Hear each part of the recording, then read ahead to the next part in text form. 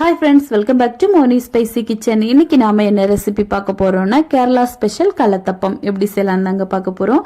இது இதுக்கு முன்னாடி ஒரு ரெசிபி போட்டிருக்கேன். அது குக்கர்ல நம்ம கேக் மாடல்ல எப்படி பண்ணலான்னு போட்டிருக்கேன்.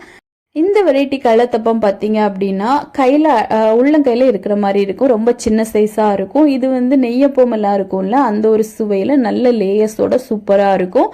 அது மட்டும் இல்லாமல் நம்ம இன்னைக்கு பச்சரிசி யூஸ் பண்ணாமல் பச்சரிசி மாவு மட்டுமே இன்ஸ்டண்ட்டாக பயன்படுத்தி பண்ண போகிறோம்.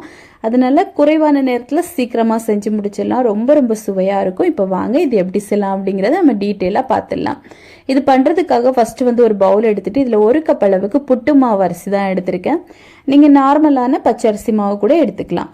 எடுத்துட்டு இதில் 3/4 கப் அளவுக்கு தண்ணி சேருங்க. அதே கப்பில் 3/4 கப்பு தண்ணி. இப்போ தண்ணி சேர்த்துட்டு இதை நல்லா நம்ம மிக்ஸ் பண்ணி கொடுத்துக்கணும். இந்த தண்ணி கூட இந்த மாவும் பார்த்துட்டிங்கன்னா நல்லா மிக்ஸ் ஆகும். இப்போ நல்லா இந்த மாதிரி மிக்ஸ் பண்ணி கொடுத்துட்டு ஒரு 5லேருந்து 10 நிமிஷத்துக்கு நம்ம ஊற விட்டுடலாம். அப்போ இந்த மாவு இந்த தண்ணி கூட நல்லா ஊறி இருக்கும். இப்போ பாருங்கள், நம்ம நல்லா கலந்துட்டோம். இனிமேல் நம்ம மூடி போட்டு இதை ஊற விட்டுடலாம். இந்த டைமில் நம்ம சர்க்கரையை கரைச்சி எடுத்துக்கலாம். நான் 3/4 கப் அளவுக்கு சர்க்கரை எடுத்திருக்கேன். இதில் ஒரு 1/4 கப்பு போல் தண்ணி சேர்த்து இதை நல்லா நம்ம கரைச்சி எடுத்துக்க போகிறோம். பாகு பதம்லாம் பார்க்கக்கூடாது. இதை நல்லா கொதிக்க விட்டு கரைச்சி மட்டும் விடுங்க. இப்போ பாருங்கள், மாவு கொஞ்சம் ஊறிடுச்சு. ஒரு 5லேருந்து ஒரு 10 நிமிஷம் ஆயிடுச்சு. இப்போ இந்த மாவை அப்படியே நம்ம ஒரு மிக்சர் ஜாருக்கு மாற்றி எடுக்க போகிறோம். இந்த மாதிரி பண்ணும்போது நம்ம பச்சரிசி 2 மணி நேரம் 3 மணி நேரம் எல்லாம் ஊற வச்சு பண்ண வேண்டிய அவசியம் ஏற்படாது. இப்போ இதை அப்படியே நம்ம மிக்சி ஜாரில் சேர்த்துட்டு இது கூடவே ஒரு 1/2 கப்பு போல் துருவின தேங்காய், இல்லை அப்படின்னா கட் பண்ணி வச்சிருக்கக்கூடிய நல்ல ஃப்ரெஷ்ஷான தேங்காய் 1/2 கப்பு சேருங்க. தேங்காவுக்கு பதிலாக நீங்கள் சாதம் சேர்த்துக்கலாம். அப்புறமா அவல் சேர்த்துக்கலாம் 1/2 கப் அளவு. அப்புறமா 2 ஏலக்காய், ஒரு 1/4 டீஸ்பூன் அளவுக்கு சீரகம், அப்புறமா இது கூட ஒரு 3/4 கப் அளவுக்கு தண்ணி, இவ்வளோ சேர்த்துட்டு நல்ல பேஸ்ட்டாக அரைச்சி எடுத்துருங்க. இப்போ அரைச்ச பேஸ்ட்டை நம்ம ஒரு பவுலுக்கு டிரான்ஸ்ஃபர் பண்ணிடலாம். உங்களுக்கு சீரகத்தோட வாசனை பிடிக்காது அப்படின்னா அதை ஸ்கிப் பண்ணிடலாம்.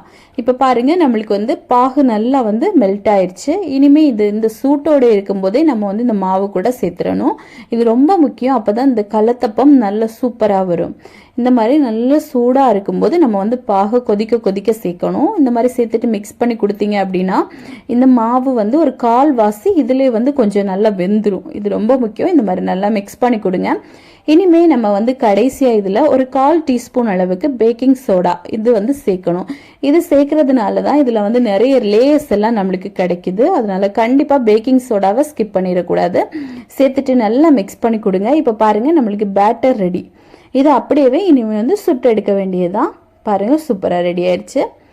இப்போ இதுக்காக நான் இன்னைக்கு ஒரு அலுமினிய சின்னதாக இருக்கக்கூடிய சட்டி எடுத்திருக்கேன். நீங்கள் நம்ம தாளிப்போம்ல, தாளிப்பு கரண்டி, அதில் கூட இதை ரெடி பண்ணி எடுத்துக்கலாம். ஃபர்ஸ்ட் இதில் ஒரு 2 டேபிள் ஸ்பூன் அளவுக்கு நெய் சேர்த்துட்டு ஒரு 1/4 கப் அளவுக்கு இந்த மாதிரி கட் பண்ணி வச்ச தேங்காவை நல்லா ஒரு கோல்டன் கலர் வாரது வரைக்கும் வறுத்தெடுக்கணும். இதை மேலே தூவி விடுறதுக்காக. இப்போ இது கோல்டன் கலர் வந்ததுக்கு அப்புறமா இது கூட ஒரு 1/4 டீஸ்பூன் அளவுக்கு நம்ம வெள்ளை எள்ளு சேர்க்க போகிறோம். எள்ளு சேர்க்கறது அப்படிங்கிறது ஆப்ஷனல் தான். உங்களுக்கு தேவைப்பட்டா மட்டும் நீங்கள் சேர்த்துக்கலாம். இப்போ சேர்த்துட்டு நல்லா வறுத்துடுங்க. வறுத்துட்டு இதை நம்ம மாற்றி எடுத்து இப்போ வேற ஒரு பவுலில் சேர்த்துடலாம். அப்புறமா அதே கடாயில் ஒரு 2 டீஸ்பூன் அளவுக்கு தேங்காய் எண்ணெய் சேர்த்துருக்கேன். சேர்த்துட்டு இப்போ நம்ம பேட்டர் 1 கரண்டி அளவுக்கு இதுக்குள்ளே சேர்த்துடலாம். சேர்த்துட்டு நம்ம மேலாப்பில் நம்ம ஆல்ரெடி வறுத்தெடுத்து வச்சுருந்தோம்ல அந்த தேங்காய் கொத்து, அது எல்லாமே அதில் கொஞ்சமாக இந்த மாதிரி தூவி விட்டுடலாம். தூவி விட்டுட்டு மூடி போட்டு இதை ஒரு 2 நிமிஷம் மட்டும் லோ ஃப்ளேமில் வச்சு வேக விடுங்க. அதுக்கப்புறமா ஓப்பன் பண்ணிடலாம். இப்போ ஒரு 2 நிமிஷத்துக்கு இது அப்படியே வேகட்டும். இடையிடையா நம்ம ஓப்பன் பண்ணியெல்லாம் பார்க்கக்கூடாது. கரெக்டாக 2 நிமிஷம் வச்சுட்டீங்க அப்படின்னாலே இந்த அளவுக்கு சூப்பராக வெந்து வரும். இப்போ இதை நம்ம அப்படியே வெளியே எடுத்துடலாம். பாருங்கள் எவ்வளோ சூப்பராக ரெடி ஆயிருக்குன்னு. இப்போ அவ்வளோதான். எல்லாத்தையுமே இதே மாதிரி நம்ம சுட்டு எடுத்துடலாம். ரொம்ப ஈஸியான ரொம்ப டேஸ்டியான ஒரு ரெசிபி. ஈவினிங் டீ டைம் கூட நீங்கள் குழந்தைங்களுக்கு இந்த மாதிரி செஞ்சு கொடுக்கலாம். இது முன்னாடி காலத்துலேருந்தே இந்த ஒரு ஸ்நாக் ரெசிபி எல்லா வீட்லேயுமே செய்வாங்க. கேரளாவில் ரொம்ப ரொம்ப ஸ்பெஷல். ஸோ கண்டிப்பாக நீங்களும் இதை உங்கள் வீட்டில் ட்ரை பண்ணி பாருங்கள். ட்ரை பண்ணி பார்த்துட்டு எப்படி வந்துச்சுன்னு மறக்காமல் கமெண்ட் பண்ணுங்கள். இதே மாதிரி இன்னும் நிறைய ரெசிபிஸ் வேணும்னு நினச்சிங்கன்னா மோனி ஸ்பைசி கிச்சன் சேனலை சப்ஸ்கிரைப் பண்ணி வச்சுக்கோங்க. லைக் பண்ணுங்கள், ஷேர் பண்ணுங்கள். நெக்ஸ்ட் இன்னொரு வீடியோவில் உங்களை சந்திக்கும் வரை டேக் கேர், பாய்.